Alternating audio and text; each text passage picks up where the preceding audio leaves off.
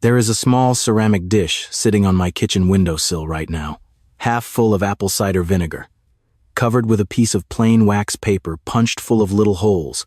Every housefly and fruit fly that finds its way into my kitchen this August is flying toward that dish, and every one of them that lands is going to be dead inside 20 minutes. It will not harm my honeybees working the buckwheat down by the fence line. It will not harm the ladybugs my wife has been building up in her flower beds for 6 summers now. It will not harm my dog, my chickens, the songbirds that raid the sunflower heads in September, or the grandchildren who tumble through the back porch in bare feet on the weekends.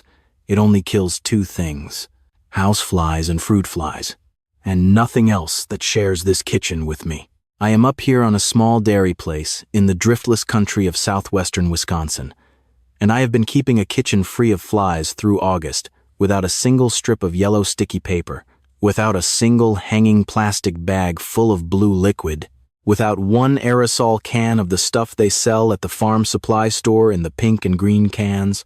My grandmother did the same thing on this same farm from about 1928 until the year she passed in 1974, and I learned every piece of what I am about to show you standing at her elbow as a boy of 7 watching her set the dish out on the sill after the breakfast dishes were washed. What I want to give you today is her whole system, not one dish, not one trick. 5 plain pieces working together, in the order she did them, with what each part costs and where each part goes. And I want to be honest with you about the piece that ought to make you a little uneasy, which is that the pest control industry has known most of this for the better part of 100 years, and they still sell the aerosols and the sticky paper because a small ceramic dish and a bottle of vinegar does not refill itself at $9 a can. Stay with me.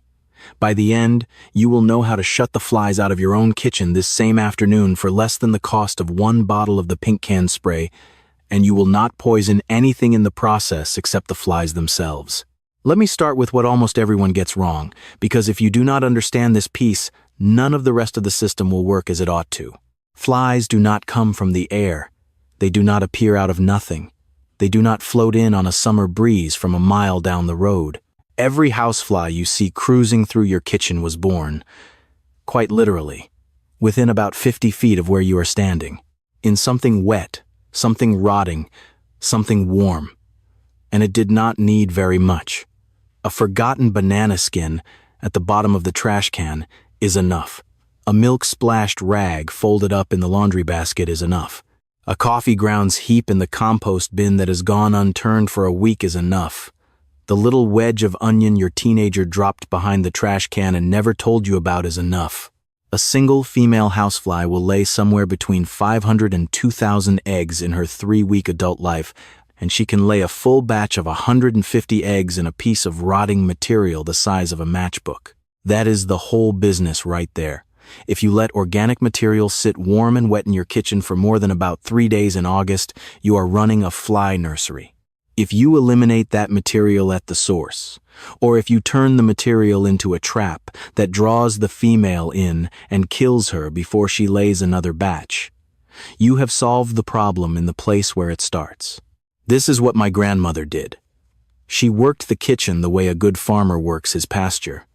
Every evening after supper, she walked what she called the fly line. The trash bin got emptied into the burn barrel. The compost pail on the counter got carried out to the pile and buried under a fresh scoop of straw. The dish rag went into a covered kettle of near-boiling water on the back of the wood stove. The floor around the base of the sink got wiped with a vinegar rag, and any fruit sitting out on the table that had gone soft got either used that night or carried out to the chickens. 10 minutes of work at the end of every day.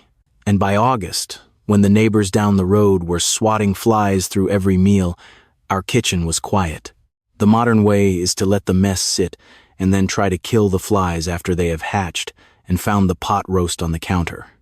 Our way is to deny them the nursery in the first place. 10 minutes an evening. No aerosols. Now sticky paper hanging from the ceiling fan collecting dust. Just a walk of the room with a covered bucket and a rag. Here is what I want you to do this same afternoon. You will need 3 things: a small ceramic dish or a glass jelly jar, about the size of a coffee cup, a cup of plain apple cider vinegar, the cheap store-brand kind, and 1 drop of ordinary dish soap. That is it. $2 in materials. You set the dish on the kitchen windowsill or on the counter near the sink, wherever the flies seem to gather most in the afternoon. You pour the vinegar in, you add 1 single drop of the dish soap, and you cover the whole thing with a square of plain wax paper punched with about a dozen holes made with the tip of a pencil, or a piece of plastic wrap held on with a rubber band and pierced with a fork. Now, why apple cider vinegar and not white vinegar? Because a fruit fly, and to a lesser extent a housefly, is drawn hard to the smell of fermenting fruit. Apple cider vinegar is essentially a solution of acetic acid produced by the fermentation of apple juice, and the ester compounds that give it its distinct smell are the exact compounds a fruit fly is genetically hardwired to fly toward, because that smell in the wild means a piece of overripe fruit where she can lay her eggs. A bottle of apple cider vinegar sitting on your counter is, to a fruit fly, the most attractive real estate in your entire house. Why the single drop of dish soap? Because the surface tension of vinegar, or of any water-based liquid, is strong enough that a small insect can land on it and often walk right back off before sinking. That drop of soap breaks the surface tension entirely. The fly lands, thinking she has found her fermenting apple, and she sinks straight through and drowns in under a minute. 1 drop is all it takes. More than 1 drop does not work any better, and it makes the vinegar foam up and lose its smell. Why the wax paper with holes?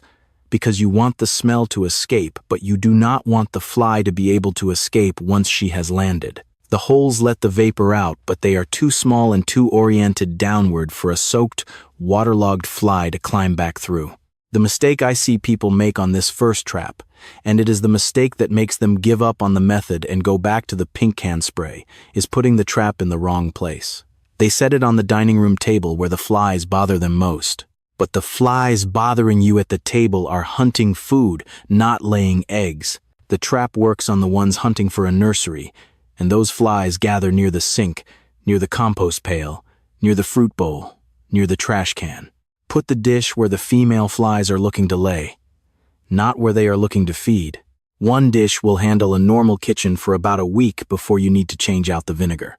2 dishes handle a busy kitchen with a family through the height of August, and it costs you about $1/4 a week in vinegar for the whole summer. Now, that handles the flies that are already inside your house. But you have a bigger problem, which is that as long as you have anything organic rotting on your property, more flies are being produced every day, and they are coming through the screen door every time you open it. So we have to handle the breeding source too. And this is where the second piece of my grandmother's system comes in. And this is the piece that quietly separates a kitchen with a few flies from a kitchen with dozens. Underneath every kitchen sink in the country is a small ecosystem most people never think about. The joint where the drain pipe meets the trap, the gap under the sink cabinet where crumbs collect, the wet rag folded on the side of the sink, and underneath the counter closest to the trash can, there is almost always a fine biofilm of splashed food residue that has been building for months. This is where houseflies, and to a lesser degree drain flies, which are different from fruit flies, find their nursery. Wipe the counter with plain water and you leave the biofilm. Wipe it with a chemical spray, and you kill the good household bacteria and the bad ones come back first. What you want is to wipe the counter with a solution that kills the biofilm and denies the flies their egg-laying substrate. Here is my grandmother's kitchen counter recipe. She made a fresh batch every Sunday morning. 1/2 cup of plain white vinegar, 1/2 cup of hot water, 1 tablespoon of baking soda dissolved in it, added slowly, because it will fizz, and about 10 drops of essential oil of clove or eucalyptus or lemongrass, whichever she had on hand. Mixed in a spray bottle. Used all week for the counter, the sink, the cabinet under the sink, and the top of the compost pail. Each piece earns its place. The vinegar breaks down organic residue chemically and denatures the proteins in the biofilm. The baking soda works as a mild abrasive at the microscopic level and shifts the pH high enough that fly larvae cannot survive in whatever residue remains. And the essential oils are the piece I want to spend a moment on, because this is where the science and the folk wisdom intersect in a way most people do not know. Dr. Jeffrey Bloomquist, an entomologist working at the University of Florida in the early 2000s, published research showing that certain plant essential oils, particularly clove, thyme, and eucalyptus, contain compounds that disrupt the octopamine receptors in insects. Octopamine is a neurotransmitter unique to invertebrates. Humans and mammals do not have it, which is why these oils are essentially harmless to us. But in a fly or a mosquito, disrupting the octopamine system knocks the insect senseless and often kills it outright.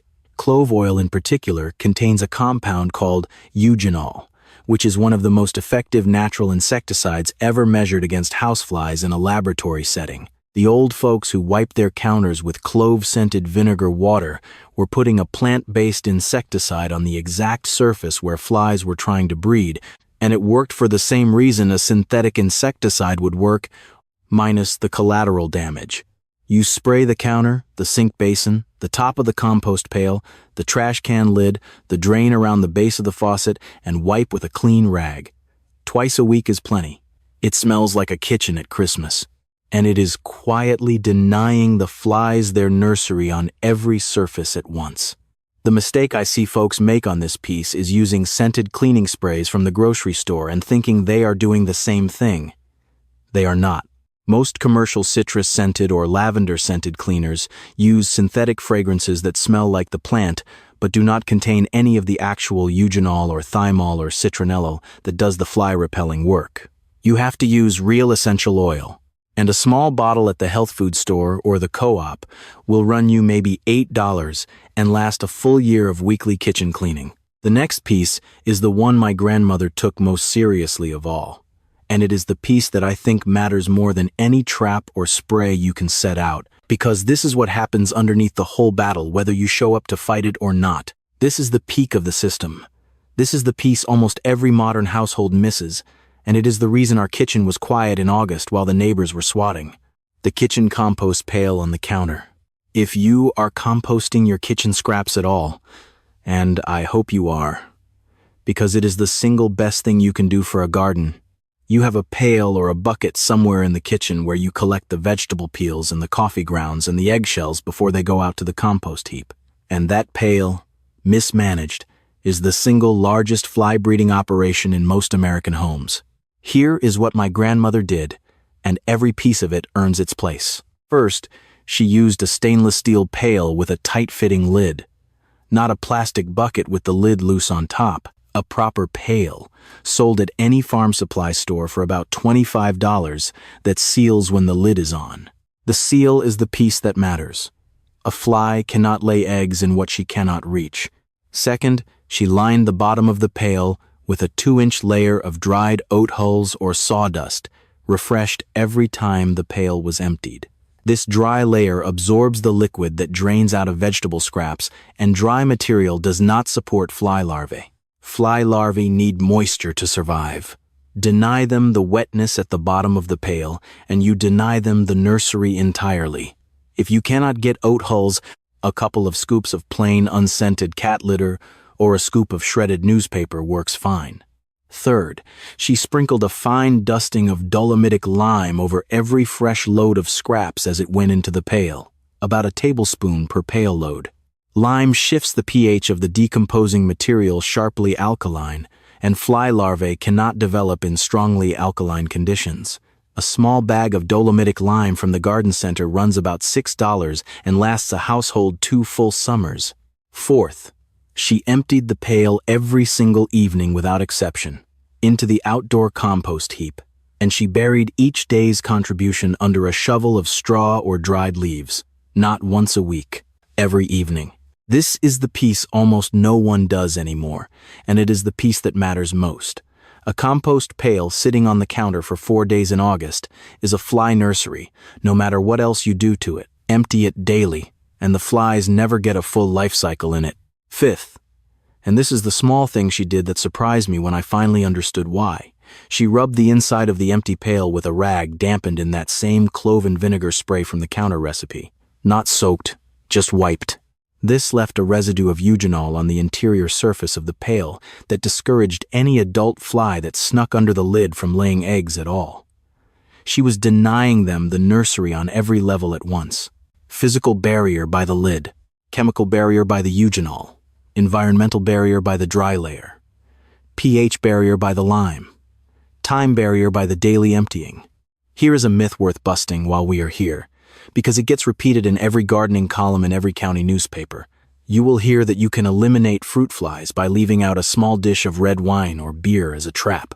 This is partially true and partially a waste of your wine. Fruit flies are drawn to fermented alcohol, yes, and a dish of wine will catch some. But the ester compounds in apple cider vinegar are a much stronger attractant, and vinegar is a fraction of the cost. Save the wine for supper. Use the vinegar for the flies. The mistake I want to call out on this compost pail piece, the one that quietly ruins whole kitchens, is thinking that a plastic bucket with a loose lid is good enough. It is not. A proper sealed pail with the lime layer and the daily emptying is the difference between a fly-free August and a fly-plagued August. $25 for the pail, $5 for the first bag of lime, and 10 minutes an evening.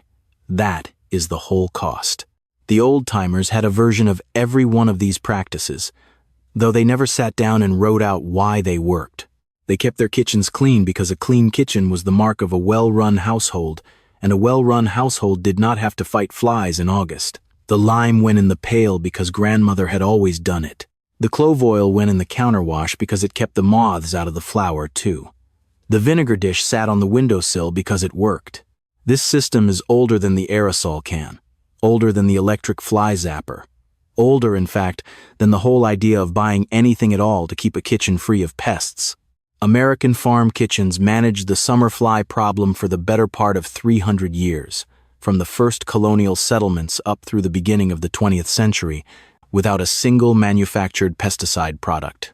The first commercial fly killer sold in a can in this country was called Flit, launched by the Standard Oil Company in 1923, and it was based on kerosene distillates that would kill a bird as readily as a fly.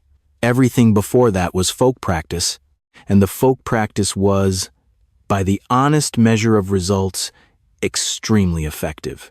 Colonial New England farmhouses documented in period cookbooks and household journals show detailed fly management systems based on vinegar, tansy, wormwood, cloves, quicklime, and daily cleaning discipline. Diaries from the Shakers up in the Berkshires describe kitchens kept nearly fly-free through August, using exactly the kind of systems I'm describing to you now. The modern chemical approach, the aerosol sprays and the sticky papers, took over the American home somewhere between 1930 and 1955, marketed heavily to housewives as the modern scientific answer to what had been a solved problem for generations. And the solved problem method quietly got forgotten, not because it stopped working, but because nobody was making money teaching it. Here is the specific practical detail worth remembering, and modern entomology has confirmed it as recently as the past 10 years. Houseflies and fruit flies are extremely responsive to what entomologists call environmental hostility, meaning the sum of many small factors that make an environment unsuitable for reproduction. No single one of the practices I have described will eliminate flies on its own, but stacked together 5 or 6 of them at once, the environment becomes so unfavorable for fly reproduction that populations collapse within a couple of weeks. This is called integrated pest management in the university literature, and it is precisely what my grandmother was doing on her back porch in 1932, though she would have called it keeping a clean house. I want to give you 2 more small pieces before I close, because they belong to the way we have always done this, and I think they are worth knowing about. The first is the herb pot windowsill. My grandmother kept 3 small clay pots on the kitchen windowsill above the sink all summer long, one of basil, one of rosemary, and one of tansy. Though I will note that tansy is mildly toxic to humans and animals if eaten in quantity, so you keep it out of reach of small children and curious cats. The volatile oils these 3 plants release into the surrounding air, particularly in warm afternoon sun, are moderately repellent to houseflies. Not enough to shut down an infestation on their own, but enough to make the windowsill itself an unappealing landing spot, which shifts the flies elsewhere in the house and into the vinegar traps. 3 little pots on the sill, $1 apiece for the starter plants, and they are useful for cooking besides. The second is what I call the evening rag. Just before bed, my grandmother would take a clean cotton rag, sprinkle it with about 20 drops of essential oil of eucalyptus and clove mixed, and drape it over the handle of the refrigerator or hang it near the doorway to the kitchen. Overnight, the volatile oils would slowly release into the air of the kitchen, and by morning the room was quiet, and any flies that had been hiding in dark corners had either died or moved out. The rag would still smell faintly of clove for 2 or 3 days before wanting refreshing. Simple, free, once you have the oils, and genuinely effective on the residual population that traps do not catch.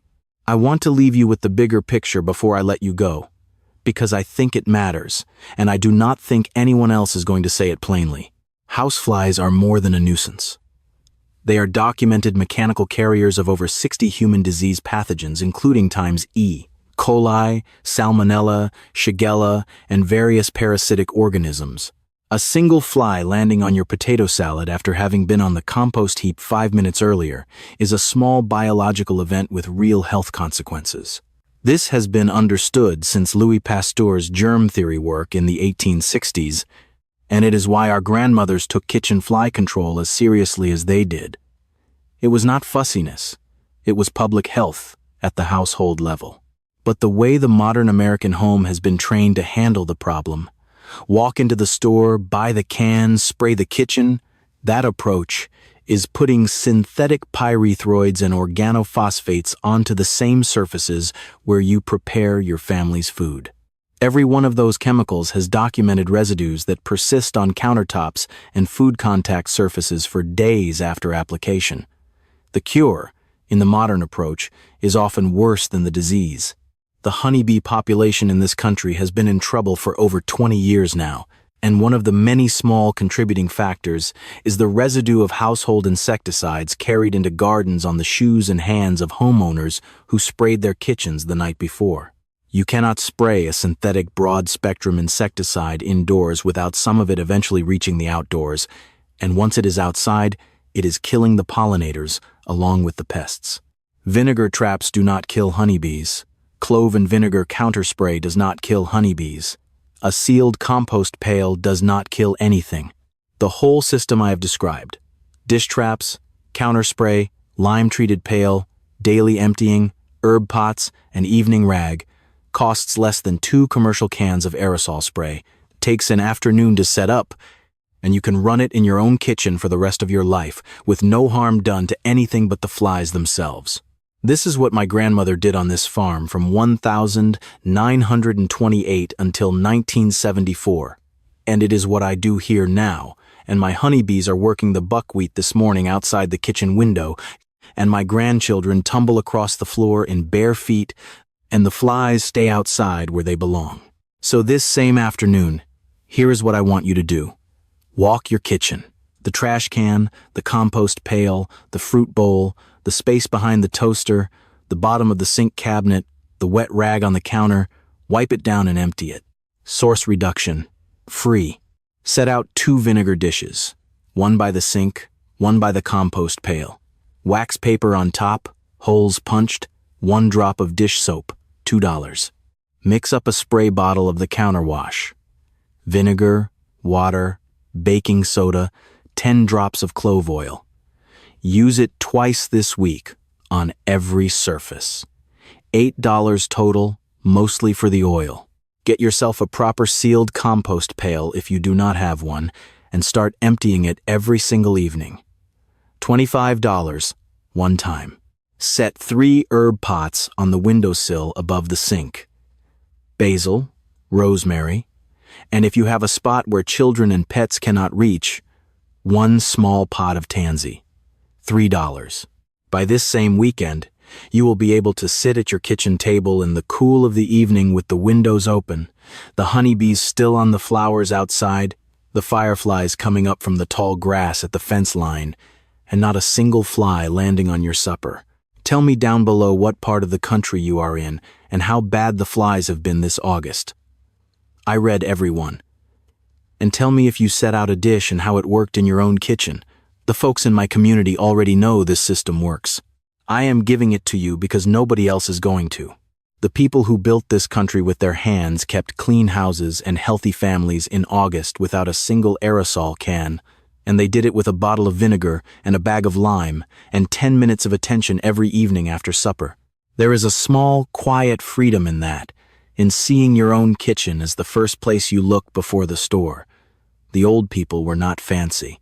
They were free, and their freedom fit in a ceramic dish on the windowsill, and it kept a farmhouse kitchen quiet through the hottest weeks of August for the better part of a lifetime.